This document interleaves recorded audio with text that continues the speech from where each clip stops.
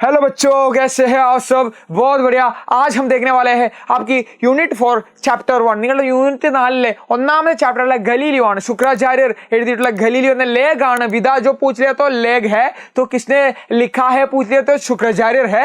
Galileo എന്ന chapter ആണ് നമ്മൾ നോക്കാൻ പോകുന്നത്. വളരെ ക്വിക്ക് ആയിട്ട് ഒരു 5 മിനിറ്റുള്ള തന്നെ ഈ ഒരു ചാപ്റ്റർ നമുക്ക് കംപ്ലീറ്റ് ആയിട്ട് മനസ്സിലാക്കാം. तो बच्चों फटाफट चलता है. വളരെ ക്വിക്ക് ആയിട്ട് പോവാം. यह लेग, ഈ ലേഖനം എന്ന് പറയുന്നത് എന്താണ്?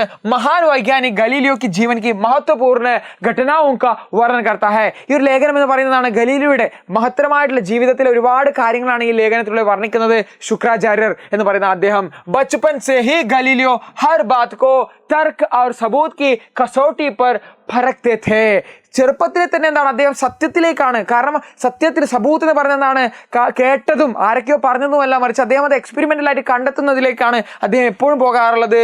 പിതാ ദ്വാര ഡോക്ടറി പഠനെ ബേജ് ജാനേക്ക് ബാവജൂദ്, അച്ഛൻ എന്നാണ് ഡോക്ടറാക്കാനാണ് അദ്ദേഹത്തിനെ നമ്മുടെ വൈജ്ഞാനികമായിട്ടുള്ള ആരെയാണ് ഗലീലിയോ അയച്ചിട്ടുണ്ടായിരുന്നെങ്കിലും ഉൻകി രുചി വിജ്ഞാൻ മേ थी, അദ്ദേഹത്തിന്റെ ഇൻട്രസ്റ്റ് എന്താണ്? സയൻസിലാണെന്ന് പറയുന്നു. और उन्होंने अपने पिता को सच के रास्ते पर चलने की बात कहकर विज्ञान पढ़ने के लिए മനാ ലിയ.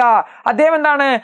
മനാന മത്ലബ് ഹോത്തെ ഹെ, അച്ഛനെ കൊണ്ട് സമ്മതിപ്പിക്കുവാണ്. കാരണം അച്ഛനോട് പറയുവാണ്, അച്ഛനെ തന്നെ പറഞ്ഞിതാക്കുവാണ്. കാരണം അച്ഛൻ ആ ഒരു ഇൻസിഡന്റ് ടെക്സ്റ്റ് ബുക്കിൽ നിങ്ങൾ കാണാം, സത്യം പറയുകയാണെങ്കിൽ അല്ലെ ഈശ്വരനോട് പോലെ എന്താണ് പേടിക്കേണ്ട ആവശ്യം വരുന്നില്ല എന്നൊരു കാര്യമാണ്. സോ ആ ഒരു കാര്യം എന്താണ് ആ അച്ഛനോട് അദ്ദേഹം പറയുകയാണ്. അതുകൊണ്ട് തന്നെ എന്താണ് ഡോക്ടറി അച്ഛൻ സെലക്ട് ചെയ്യിപ്പിച്ചത് ആ കോഴ്സായിട്ട് ഡോക്ടറി ഒഴിവാക്കിയിട്ട് അദ്ദേഹം എന്ത് ചെയ്യുന്നു?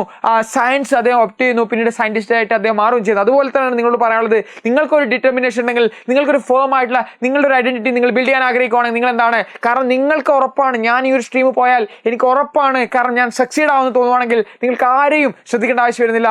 You can do it बच्चों. रेडी? तो देखते हैं. उनकी सबसे महत्वपूर्ण खोज में से एक पेंडुलम की नियम की थी. അദ്ദേഹത്തിന് ഏറ്റവും മഹത്തരമായിട്ടുള്ള കണ്ടെത്തൽ എന്ന് പറയുന്നത് പെൻഡുലത്തിന്റെ ഒരു നിയമമാണ്. चर्च में एक झूलते हुए फानूस को देखकर उन्होंने पाया कि झूले का समय उसकी दूरी पर निर्भर नहीं करता. किस पर निर्भर करता है? बल्कि एक सामान रहता है. उस समय घड़ियों नहीं थी എന്നാണ് ഇവിടെ പറയുന്നത്. ഇദ്ദേഹം പറയുന്നൊരു കാര്യമാണ്. അദ്ദേഹം എന്താണ് ആ ഫാനിസ് തൂക്കുവിളക്ക് കണ്ടിട്ടാണ്, ആ തൂക്കുവിളക്കിന് ആധാരിതമായിട്ടാണ് അദ്ദേഹം കണ്ടെത്തിയിട്ടുണ്ടായിരുന്നത്. ആ സമയത്ത് എന്താണ് ഒരു സമയമോ ഒരു ക്ലോക്കോ ഒന്നും ഉണ്ടായിരുന്നില്ല. ഇന്ന് എക്സ്പെരിമെന്റ് ചെയ്യാൻ സ്റ്റോപ്പ് വാച്ച് നമ്മൾ യൂസ് ചെയ്യാറുണ്ട് ലാബുകളിൽ, മറിച്ച് അന്ന് എന്താണ് ഒന്നും ഉണ്ടായിരുന്നില്ല. അദ്ദേഹം എന്താണ് അവിടെ പറയുന്നത്? ഉനിക്ക് ദൂരി നിർഭർ നഹി കർത്താ ബൽക്കി ഏക് സമാൻ रहता है. उस समय घड़ियां नहीं थी, इसलिए उन्होंने अपनी नब्ज की धड़कने के समय सटीकर क्या है अंदाजा लगाया. और नाड़ी इടുപ്പ് അടിസ്ഥാനമാക്കിയിട്ടാണ് അദ്ദേഹം ആ സമയത്താണ് തൂക്കുവിളക്കിന്റെ ഒരു മൂവ്മെന്റിനെ മനസ്സിലാക്കുകയും ചെയ്തിട്ടുണ്ടായിരുന്നത് എന്ന് പറഞ്ഞുകൊണ്ട്. കാരണം അദ്ദേഹത്തിന്റെ കണ്ടെത്തൽ കാണാണ്. അതിൽ നിന്നാണ് പെൻഡുലത്തിന്റെ നിയമത്തിലേക്ക് ആ ഒരു തൂക്കുവിളക്ക്, അദ്ദേഹം പള്ളിയിൽ നിൽക്കുന്ന സമയത്ത് മുകളിൽ നിന്ന് തൂക്കുവിളക്കിന്റെ അങ്ങോട്ടുള്ള ഇങ്ങോട്ടുള്ള ഒരു ഓസിലേഷൻ ആണ്. ആ ഒരു ഓസിലേഷൻ മനസ്സിലാക്കിക്കൊണ്ടാണ് അദ്ദേഹം എന്താണ് ആ ഒരു തൂക്കുവിളക്കിന്റെ ആ ഒരു തൂക്കുവിളക്കല്ല പെൻഡുലത്തിന്റെ നിയമത്തിലേക്ക് എത്തുന്നത്.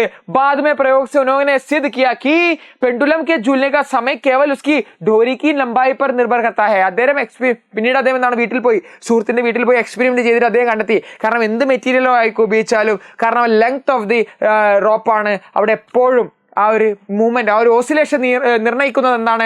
ലെങ്ത് ഓഫ് ദ റോപ്പാണ്, മറിച്ച് മെറ്റീരിയൽസ് അല്ല. എടുക്കുന്ന കല്ലായിക്കോട്ടെ, എന്താണ് ഗ്ലാസ് ആയിക്കോട്ടെ, വേറെ പീത്തളായിട്ടുള്ള ബ്രോഡ്സ് ആയിക്കോട്ടെ, എന്തെടുത്തു കഴിഞ്ഞാലും എന്താണ് ലെങ്ത് ഓഫ് ദ റോപ്പാണ് നമ്മുടെ പെൻഡുലത്തിന്റെ മൂവ്മെന്റ് ഡിറ്റർമിൻ ചെയ്യുന്ന ഒരു കാര്യം പറയുന്നു.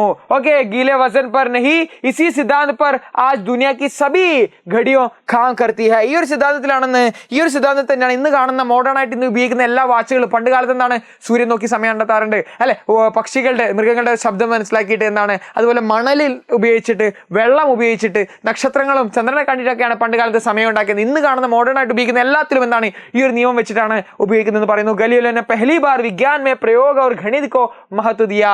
അദ്ദേഹം എന്താണ് സയൻസിൽ എന്ന് പറഞ്ഞ എപ്പോഴും എക്സ്പെരിമെന്റൽ ആയിട്ടും അതുപോലെ മാക്സിനെയും ഇൻക്ലൂഡ് ചെയ്തൊക്കെ ഗലീലിയോ ആണ് എന്നിവിടെ പറയുന്നു. ജിസ്സെ ഉन्होंने ആധുനിക വിജ്ഞാൻ കാ ഖോജ് കർത്താ മാനാ ജാത്തെ. അതുകൊണ്ട് തന്നെ അദ്ദേഹത്തിനെ ഇന്ന് കാണുന്ന ഈ ഒരു മോഡേൺ സയൻസിന്റെ എന്താണ് ആ ഒരു സ്ഥാപകൻ പോലെയും അദ്ദേഹത്തെ നീവ് എന്ന രീതിയിലും പറയുന്നത് അതുകൊണ്ട് തന്നെയാണ് പറയുന്നു. സോ ബച്ചു, ഇതാണ് ഗലീലിയോ എന്നൊരു ലേഖനം. സോ അദ്ദേഹത്തിന്റെ മഹത്തരമായിട്ടുള്ള സമൂഹത്തിൽ കൊണ്ടുവന്ന മാറ്റങ്ങളും ഒരു ഡ്രാസ്റ്റിക് ആയിട്ടുള്ള ചേഞ്ചസും അതുപോലെ തന്നെ ഇന്ന് കാണുന്ന സയൻസിന്റെ ആ ഒരു ടോപ്പ് നോച്ച് പെർഫോമൻസിലൊക്കെ നയിക്കാൻ കാരണം ഗലീലിയോയുടെ അദ്ദേഹത്തിന്റെ തീക്ഷ്ണമായിട്ടുള്ള ഒരുപാട് മനോഭാവങ്ങളും അദ്ദേഹത്തിന്റെ ഒരിക്കലും ഞാൻ തോൽക്കത്തില്ല എന്ന ഒരുപാട് അദ്ദേഹത്തിന്റെ കാഴ്ചപ്പാടുകളൊക്കെയാണ്. സോ ഇതൊക്കെയാണ് സയൻസിൽ ഇന്ന് കാണുന്ന കണ്ടുപിടുത്തത്തിലേക്ക് നയിച്ചതെന്നൊക്കെ മനസ്സിലാക്കുന്ന ഒരു വളരെ സൂപ്പറായിട്ടുള്ള മനോഹരമായിട്ടുള്ള രചനയാണ് ഗലീലിയോ എന്ന് ശുക്രാചാര്യ എഴുതിയിട്ടുള്ള ലേഖ കോൺ ഹെ ശുക്രാചാര്യൻ. അദ്ദേഹം ജനിച്ചിട്ടുള്ളത് 31 ഒക്ടോബർ 1964 അദ്ദേഹത്തിനെ കുറിച്ച് നോക്കുകയാണെങ്കിൽ അതാണ് ബീഹാർ, അത് പട്നയിലാണ് അദ്ദേഹം ജനിച്ചത്. സോ ലേഖകനെ കുറിച്ച് കുറച്ച് കാര്യങ്ങൾ അറിഞ്ഞിട്ടുള്ളൂ. സോ इसकी जो മലയാളം വേർഷൻ है, ഇതിന്റെ മലയാളം വേർഷൻ हमारे पास रेडी है, आपको चाहिए तो ഇതിന്റെ മലയാളം വേർഷൻ വേണമെങ്കിൽ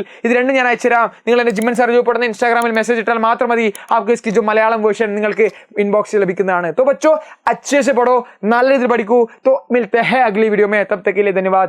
थैंक यू.